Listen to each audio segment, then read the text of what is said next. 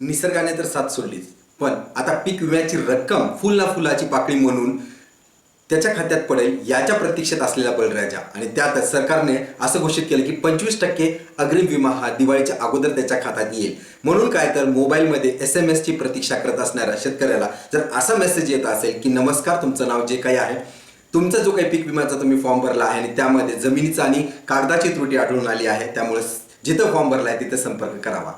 मग असा जर का मेसेज येत असेल तर त्या शेतकऱ्याला निराशाच हाती लागणार आहे. मग नेमकं काय चुकलंय फॉर्म भरताना? पीक विम्याची पावती तर आपल्याकडे आहे, त्यात तर सगळं काही बरोबर दिसतंय, बँकेचं पासबुकही जोडलेलं आहे. मग नेमकं चुकलंय काय? CSC केंद्र चालकाचं चुकलंय की पीक विमा कंपनीकडनं चुकलंय की काय?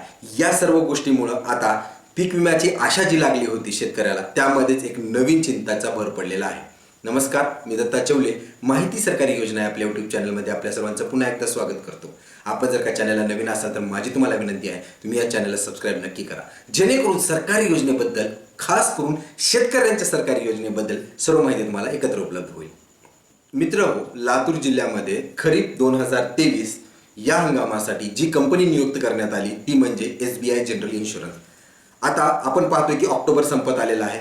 पीक 99% शेतकऱ्याने त्याचं पीक सोयाबीन पीक हे काढलेलं आहे. त्यातून पेरणीही सुरू झालेली आहे. आणि अशा वेळेस ज्यावेळेस आपण वाट पाहतोय की पीक विम्याबद्दल आपल्याला काहीतरी रक्कम, थोडी तरी रक्कम, 25% रक्कम आपल्या खात्यावरती येईल, त्यातच असा मेसेज कंपनीकडनं येतोय की तुमच्या कागदपत्राची किंवा जमिनीची त्रुटी आढळल्यामुळं तुमचा फॉर्म हा वापस पाठवण्यात आलेला आहे आणि तुम्ही CSC केंद्रावरती भेट देऊन जी काही त्रुटी आहे त्याची पूर्तता करा. नेमकं ह्यामध्ये चुकलं काय हे आपण जाणून घेऊया. जेव्हा की ऑक्टोबर संपत येत असताना हंगाम संपला आणि बाकी सर्व कंपन्या, इफ्को टोकियो असेल किंवा रिलायन्स असेल किंवा इतर कुठली कंपनी, ज्यांचं की ऑडिट संपलं आहे आणि ऑडिट सक्सेसफुली कंप्लीट केलेलं आहे, आणि आता SBI जनरल इन्शुरन्सने खास करून लातूर जिल्ह्यासाठी जी नियुक्त केली होती त्याने ऑडिट सुरू केलं आहे. आता त्या ऑडिटमध्ये जितके काही फॉर्म्स भरले गेलेले आहेत CSC केंद्र चालकाच्या मार्फत, त्या सर्वांना रिवर्ट म्हणजे परत पाठवले गेले आहेत. त्यात त्यांनी सांगितलं आहे की त्रुटी आहे, जमिनीच्या कागदपत्रात आणि बँकेच्या कागदपत्रात त्रुटी आहे. परंतु जेव्हा CSC केंद्र चालक त्याच्या लॉग इन करून पाहतोय तर तिथं 99% जे कारण किंवा रिझन, ज्याला वापस येण्याचं कारण जे सांगितलं आहे ते म्हणजे सेल्फ डिक्लेरेशन नॉट फाउंड. आता नेमकं हे सेल्फ डिक्लेरेशन आहे काय? तर मग हे अगोदर द्यायची गरज होती का? मग शेतकऱ्याला अगोदर दिलं नाही का? मग ह्या का केंद्र चालकानं ते भरलेलं सेल्फ डिक्लेरेशन अपलोड केलं नव्हतं का? सेल्फ डिक्लेरेशन कंपल्सरी होतं? हा चर्चेचा विषय आहे.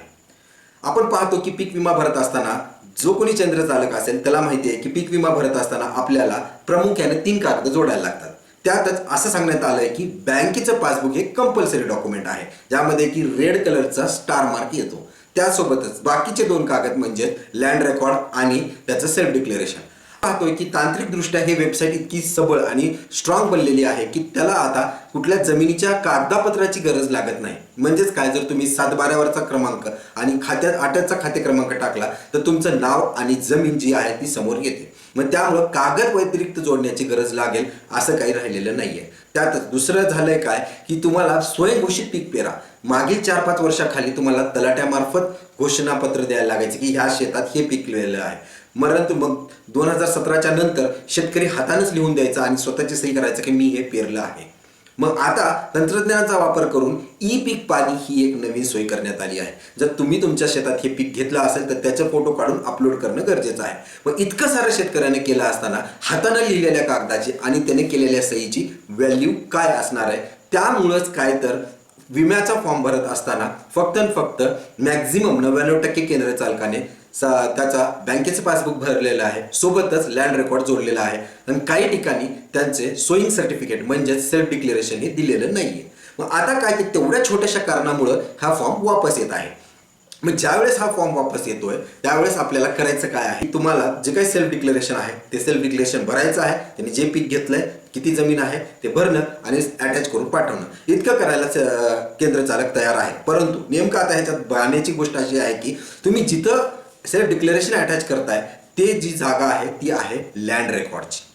म्हणजेच काय, जर तुम्ही ते सेल्फ डिक्लेरेशन अटॅच करून वापस पाठवताय आणि तुम्ही परत पाठवलेल्या फॉर्मला जर जाऊन पाहिलं, परत एकदा तुम्ही सबमिट केलेल्या फॉर्मला पेडमध्ये जाऊन पाहिलं तर तुम्हाला दिसून येईल की तिथं फक्त आता बँकेचं पासबुक आणि तुमचं जे काही स्वयंघोषणापत्र आहे ते दिसतंय, तिथं लँड रेकॉर्ड दिसत नाही. मग आता ज्यावेळेस त्याचं परत एकदा ऑडिट होईल त्यावेळेस जो कोणी ऑडिटर असणार आहे त्याला काय दिसणार आहे तर फक्त आणि फक्त बँकेचं पासबुक आणि परत सेल्फ डिक्लेरेशन.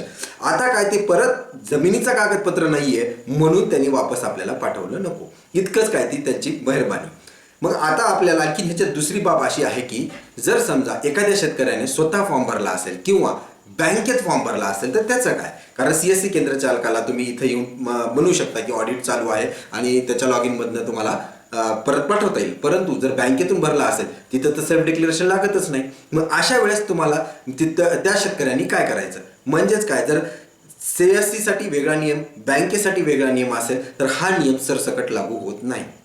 तर अशा प्रकारे ही होती माहिती. नेमकं फॉर्म वापस आलाय तर शेतकऱ्याने घाबरून जायचं कारण नाहीये. एक ऑडिट आहे, एक इंटरनल गोष्ट आहे, जे की ती काही नॉमिनल गोष्ट त्यांनी मागितली आहे ती तुम्ही त्याची पूर्तता करण्याची सोय करा. तुम्ही CSC केंद्र चालकाशी भेट घ्या, त्यांनी ते वापस पाठवलंच असेल नसेल तर त्याला विनंती करून ती गोष्ट वापस पाठवून घ्या वेळेच्या आत आणि तुम्हाला त्या विम्याच्या लाभापासून कोणीच वंचित ठेवू शकणार नाही. परत एकदा विनंती आहे सर्व शेतकऱ्यांना, घाबरून न जाता योग्य त्या मार्गाने तुम्ही तुमचा फॉर्म वापस पाठवा. जे काही कागद सांगितले ते कागद टाकून वापस परत पाठवला तर तुम्हाला तुमच्या पीक विम्यापासून वंचित कोणीच ठेवू शकणार नाही. माहिती कशी वाटली कमेंट बॉक्समध्ये नक्की कळवा. चॅनलला सबस्क्राईब नक्की करा. धन्यवाद.